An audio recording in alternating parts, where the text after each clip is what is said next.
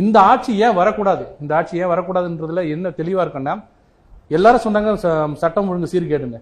சட்டம் ஒழுங்கு சீர்கேடுன்னு ரெண்டு வகை இருக்கு. ஒன்னு சட்டம் ஒழுங்கு கெட்டு போச்சுன்னா அதை நிவர்த்தி பண்ணக்கூடிய திறமை யாருக்கு இருக்குன்னா உள்துறை அமைச்சருக்கு இருக்கு, உள்துறை அந்த டிபார்ட்மெண்ட்டுக்கு இருக்கு.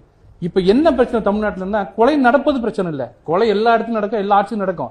அந்த கொலைக்கு உண்டான ரியாக்ஷன் இருக்கு பாருங்க, அடுத்த நாள் போய் சொல்லும் போது அது அப்படிதான் நடக்கும் அப்படிங்கிற ஒரு ஆட்டிடியூட் இருக்கு பாருங்க போலீஸ் மத்தியில. அவர் கல்யாண அருமையா சொன்னாரு, போதைப் பொருள் இப்போ இந்த 4 வருஷமா நமக்குள்ளே நடிச்சு கூடாது இல்ல இல்லன்னு. இப்ப நீங்க ரோட்ல நடந்தீங்கன்னா மெட்ராஸ்ல கிடைக்கிறது இல்ல, குக் கிராமத்துல கிடைக்குது. ஆனால் கிடைச்ச உடனே நீங்க போய் கம்ப்ளைண்ட் கொடுத்தீங்கன்னா உங்க பேர் எதுக்கு வாங்குறாங்கன்னா கம்ப்ளைண்ட்டுக்காக வாங்கல, உங்களை அடிக்கிறதுக்கு பேர் வாங்குறான்.